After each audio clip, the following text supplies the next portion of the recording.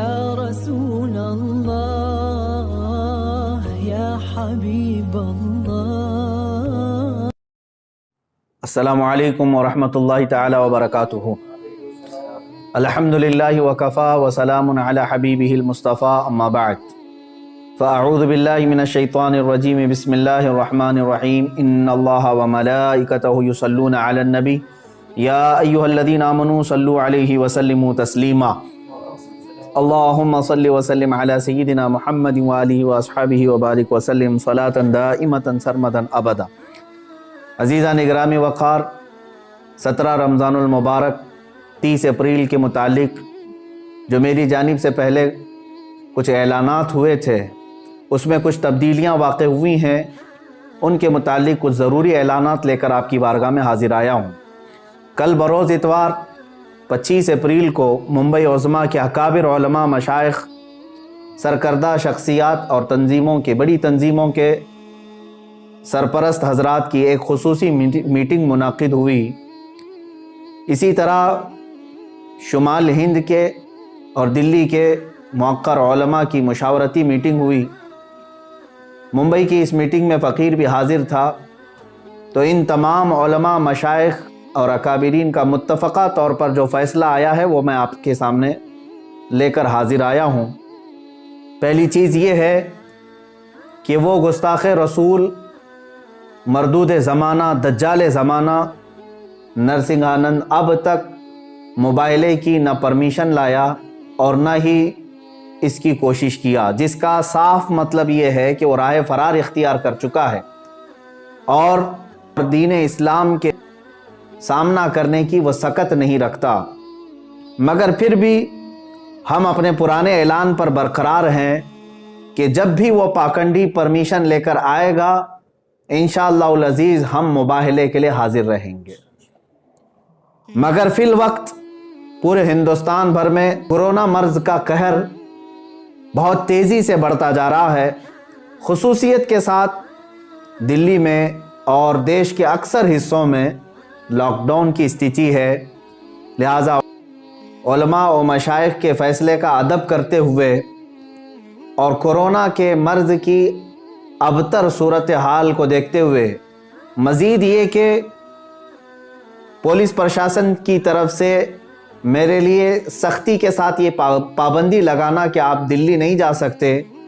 ان تمام معاملات کی بنیاد پر 30 اپریل کو دلی جانے کا ارادہ ملتوی کیا جاتا ہے۔ مگر جب حالات لاک ڈاؤن اور کورونا کے صحیح ہو جائیں اور اس وقت تک بھی اگر ایکشن نہیں لیا جاتا تو ہم دگنا قوت و طاقت کے ساتھ اس خبیث کے خلاف پھر آواز اٹھائیں گے۔ ہاں، یہ بات یاد رکھیں، باطل سے دبنے والے اے آسمان نہیں ہے ہم، 100 بار کر چکا ہے تو امتحان ہمارا۔ ہزاروں عاشقان رسول صلی اللہ تعالیٰ علیہ وسلم، علماء اور عوام جو 30 اپریل کو دلی جانے کے لیے بے قرار تھے، ان سب سے میں گزارش کرتا ہوں کہ دلی کے اور دیش کے خراب حالات کے پیش نظر آپ اپنے گھروں میں رہیں، اور 17 رمضان المبارک کو، کل بھی الحمدللہ ہمارا یوم فتح تھا، آج بھی یوم فتح ہی ہوگا۔ آپ تمامی حضرات اپنے اپنے گھروں میں رسول پاک صلی اللہ تعالیٰ علیہ وسلم کی عظمت اور ناموس رسالت کی حفاظت کے خاطر اپنے بچوں کی تربیت فرمائیں اور رسول پاک صلی اللہ تعالیٰ علیہ وسلم کی بارگاہ میں عاجزی کے ساتھ درود پاک کا نذرانہ پیش کرتے رہیں۔ اللہ تعالیٰ آپ سب کے جذبوں کو سلامت رکھے اور حضور پاک صلی اللہ تعالیٰ علیہ وسلم کی عزت کی خاطر آپ نے جو جذبہ دکھایا اس کو اللہ تعالیٰ برقرار رکھے۔ آگے انشاءاللہ العزیز سرکار دو عالم صلی اللہ تعالیٰ علیہ وسلم اس جذبے کو ضرور قبول فرمائیں گے۔ دوسرا اعلان عوام اور نوجوانان اہل سنت کے لیے یہ ہے کہ جس طرح میں نے پچھلے اعلان میں یہ کہا تھا کہ 17 رمضان المبارک 30 اپریل کو احتجاجی طور پر اپنے اپنے گھروں سے باہر نکلیں گے، اس کے متعلق بھی اکابر علماء، سرکردہ شخصیات کا یہ فیصلہ آیا ہے۔ چونکہ ہندوستان بھر میں کورونا مرض جس شدت سے بڑھ رہا ہے، تقریباً دن میں 3.5 لاکھ مریضوں کی تعداد، اور اس میں بھی اضافہ ہوتا جا رہا ہے، اور پھر حالات یہ بھی کہ اس کو کنٹرول کرنے میں ہماری حکومت کی ناکامی پر پوری دنیا بھر میں اس پر جو مذمت ہو رہی ہے، تو علماء اور مشائخ کا یہ فیصلہ آیا ہے کہ ابھی اگر آپ 30 تاریخ کو احتجاجی طور پر اپنے گھروں سے باہر نکلتے ہیں تو کرونا اور پھیلانے کے معاملات یہ سب آپ کے سروں پر پھوڑ نہ دیا جائے، اس کا ذمہ دار آپ سب کو نہ قرار دیا جائے، جس کے لیے میڈیا بھی پورا تیار بیٹھا ہوا ہے۔ لہٰذا 30 اپریل کو یہ احتجاج بھی ملتوی کیا جاتا ہے۔ مگر اے نوجوانوں، یاد رکھو، ہم نے صرف احتجاج کو ملتوی کیا ہے، لیکن ہر گستاخ رسول کے خلاف ہم آواز اٹھاتے رہیں گے انشاءاللہ۔ رسول پاک صلی اللہ تعالیٰ علیہ وسلم کی بارگاہ میں ہم شرمندہ ہیں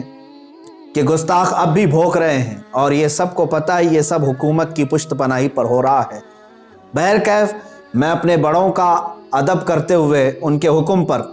اور ڈپارٹمنٹ کی یہ یقین دہانی کرانے کے بعد کہ وہ اس کو اریسٹ جلد سے جلد کرنے والے ہیں،